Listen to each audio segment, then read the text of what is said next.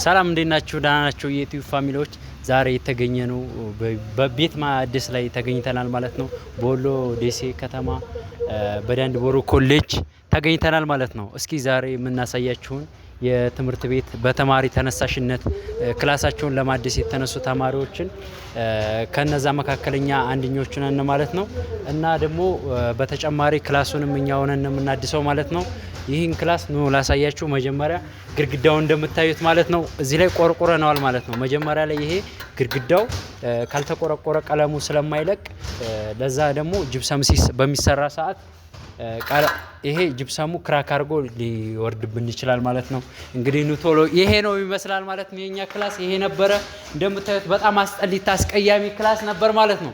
እዚህ ላይ እንደምታዩት ይሄ ሁሉ ቆሻሻ እዚህ ላይ ነበር የምንማረው ማለት ነው። በቃ ይሄ ሁሉ እንደምታዩት ይሄ ቆሻሻ እዚህ ላይ በቃ መምህር እዚህ ይቀመጣል፣ ተማሪ እንደዚህ እያለ ነበር የምንማረው። አሁን ላይ ግን ተማሪው በራሱ ቆርጦ ተነስቶ በራሱ ፍላጎት ክላሱን ለማደስ ተነስቷል ማለት ነው። እንደምታዩት ኮርኒሱን ማሳያቸው ኮርኒሱ ይሄን ይመስላል ማለት ነው። አሁን በርሚል ደግሞ ውሃችንን አጠራቅመን እዚህ ላይ በጅብሰም ግድግዳውን ልንሰራው። እንደምታዩት ደግሞ ይሄ ኮርኒሱን ደግሞ ፎአርገን ለማስራት ተነስተናል ማለት ነው።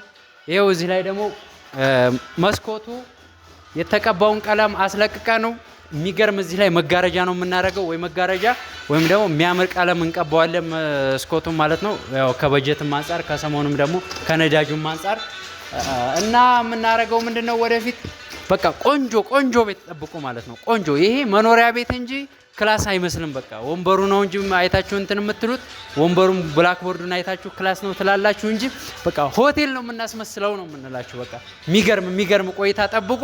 እዚህ አንዱ ቦሳችን አለ። ንግግር አድርግ። እድሉን ስለሰጠኝ አመሰግናለሁ። ያው እንደምታዩት እንግዲህ ክላሳችን ለማደስ እየጣርን ባለበት ታይም እንግዲህ እንደዚህ በዚህ መልኩ ጓደኞች ተባብረን አብረን በመስራታችን በጣም ደስ ብሎኛል። በእውነት ከልብ በጣም ደስ ብሎኛል። እንደዚህ ተባብረን አንድ ላይ መስራታችን ምናምን ምን ያክል ደስ እንደሚል በቃ ምን ያክል ፍቅር እንዳለው ራስ በራሳችን እንዴት ትሪት መደራረግ እንዳለብን ምናምን በቃ በደንብ ስለሚያሳይ ኤንዌይስ በጣም ደስ ብሎኛል።